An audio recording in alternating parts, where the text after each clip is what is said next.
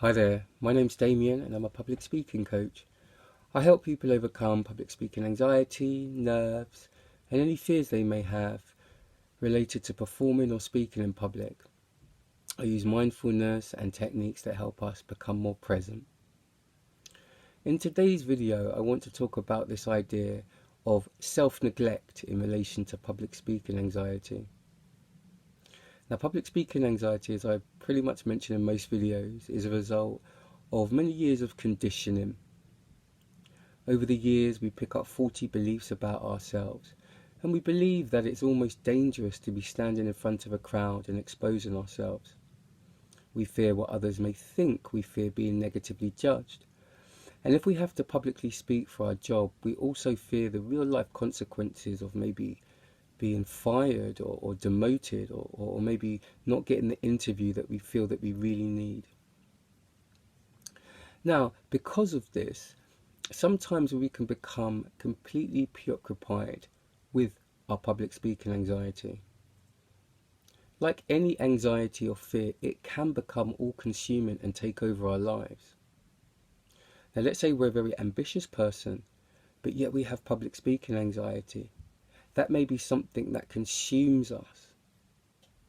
It may be on our mind day and night. It may be something we think about before every meeting and just something we don't feel like we can overcome. Well, how is this related to the idea of possibly self-neglect?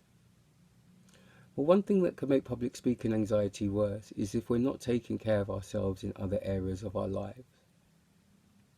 Now, I mean just making sure that we're getting enough sleep, generally. Not just before a public speaking event, but just generally in our lives. Making sure that we're not overdoing it on certain substances. For everybody it will be different. For some it will be alcohol or drugs. For some people it will be food.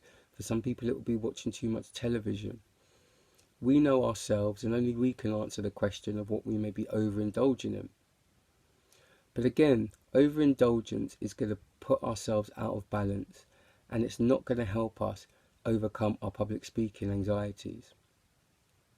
So what I want to say in this video is it's a good idea to do an inventory of areas of our life that we might be neglecting. Are we exercising enough? What's our diet like? Is it healthy? Are we eating enough? Are we sleeping enough? Are we socializing and spending time with people that help us to feel good? Are we switching off after work? Are we taking a break from the kids and from the family?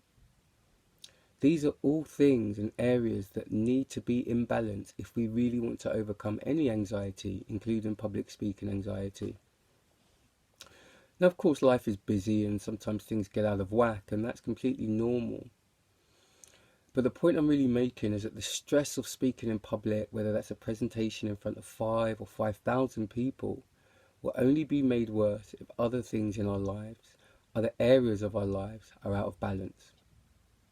So even before we get to the conference room or the performance stage, we can make sure that other areas of our life are in check, and that will be one less thing to worry about on stage.